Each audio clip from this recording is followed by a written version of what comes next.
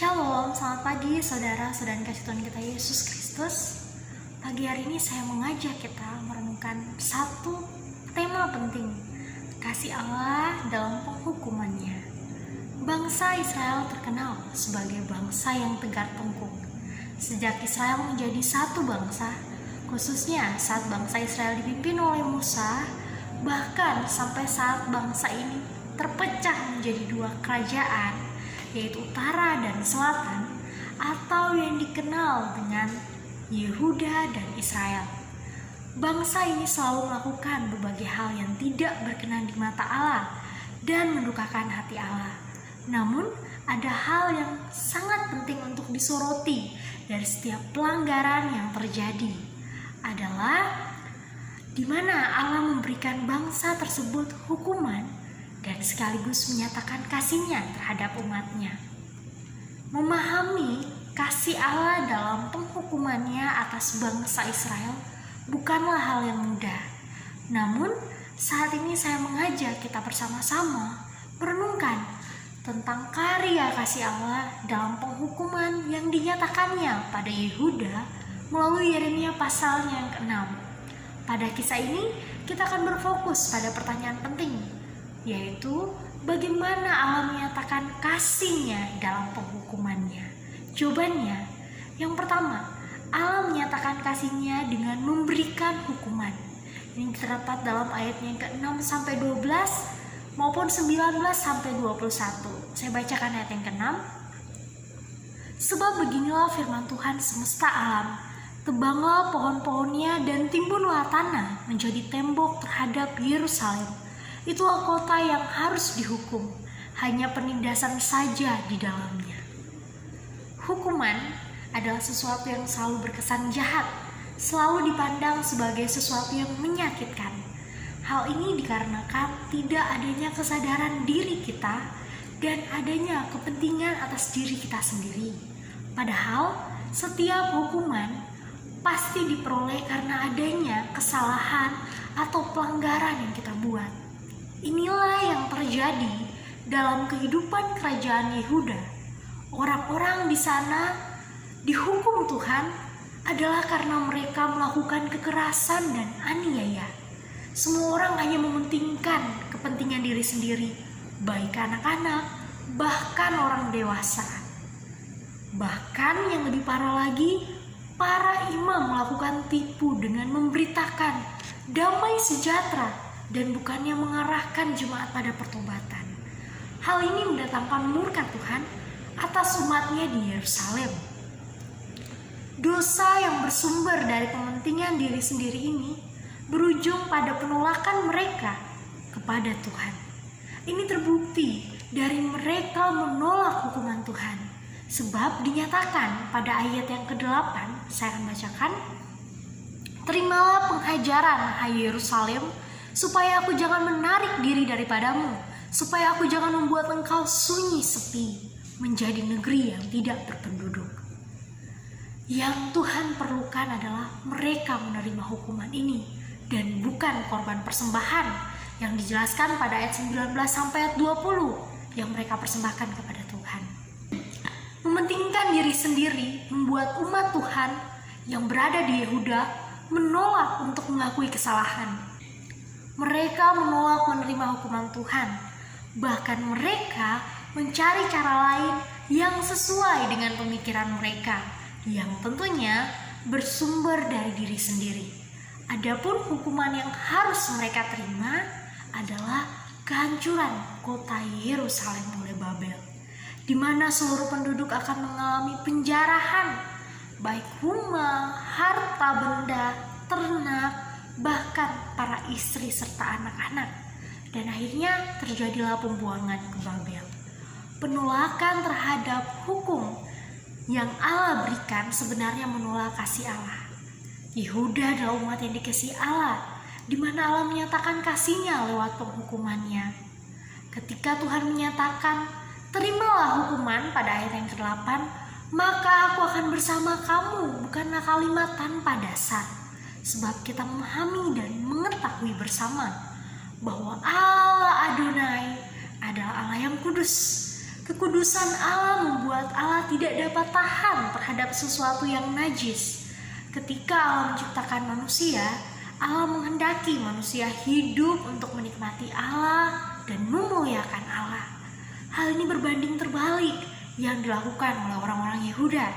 Mereka hidup dalam kepentingan atas diri sendiri yang membawa pada pemuliaan diri, sehingga mereka lari dari tujuan penciptaan.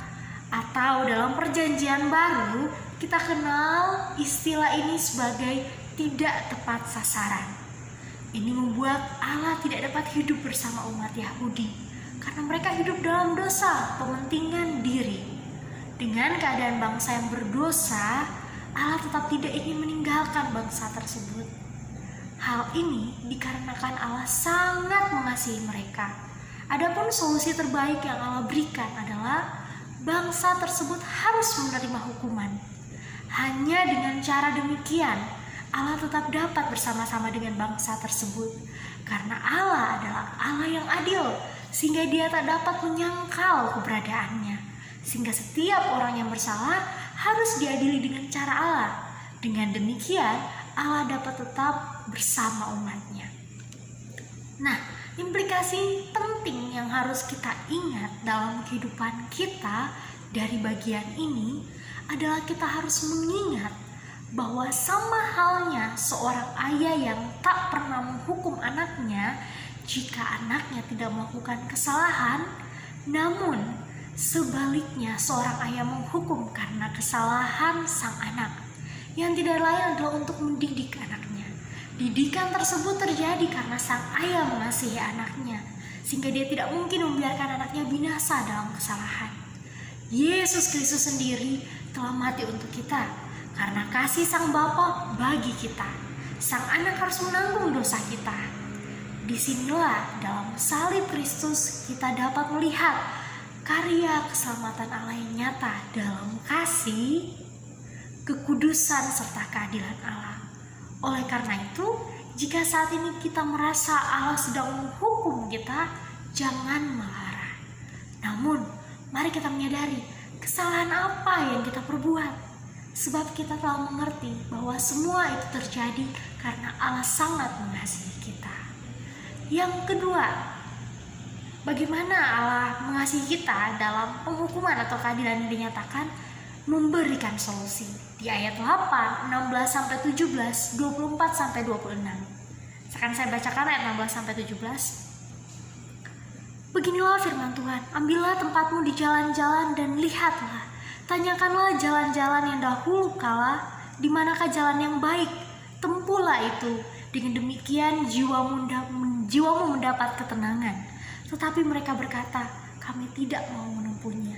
Juga aku mengangkat atas mereka penjaga-penjaga. Firmanku, perhatikanlah bunyi sangkakala. Tetapi mereka berkata, kami tidak mau memperhatikannya.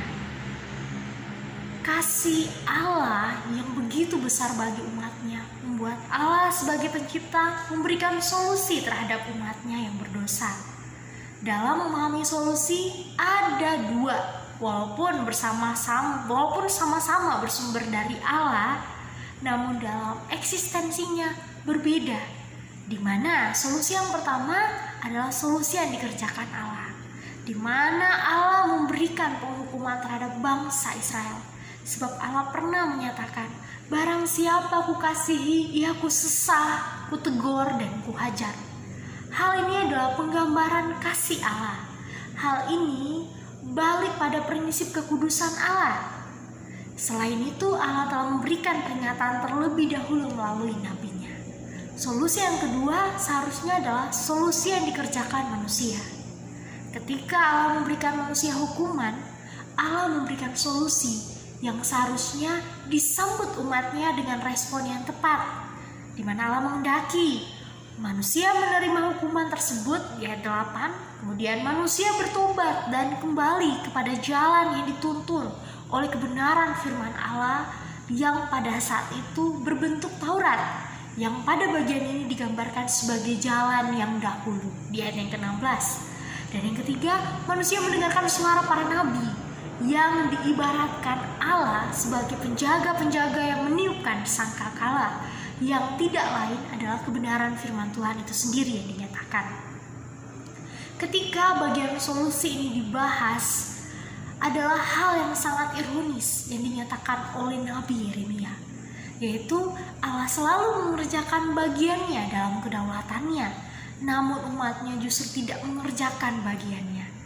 Hal ini sepatutnya membawa kita pada suatu perenungan yang sangat penting sebagai aplikasi renungan kita, yaitu sekeras apapun kita berdoa dan memohon campur tangan Tuhan kita Yesus Kristus dalam setiap pergumulan kita, ketika kita mengalami kasih Allah melalui hajaran atau didikan Tuhan, seharusnya kita tidak pernah lupa untuk menyadari prinsip bahwa Tuhan pasti akan tetap bekerja memberikan solusi untuk kita lakukan. Hanya saja terkadang kita lupa bagian kita untuk memiliki sikap hati yang mampu menerima didikan Tuhan, yang tercermin lewat pengakuan kita untuk memiliki pertobatan yang sejati dengan kembali kepada kebenaran firman Tuhan, serta tidak lupa mendengar tuntunan Tuhan lewat hamba Tuhan sesama orang percaya, bahkan yang utama ialah lewat kebenaran firman Tuhan. Biarlah firman Tuhan pada saat ini meneguhkan kita, menguatkan kita. Soli Deo Gloria. Tuhan Yesus memberkati.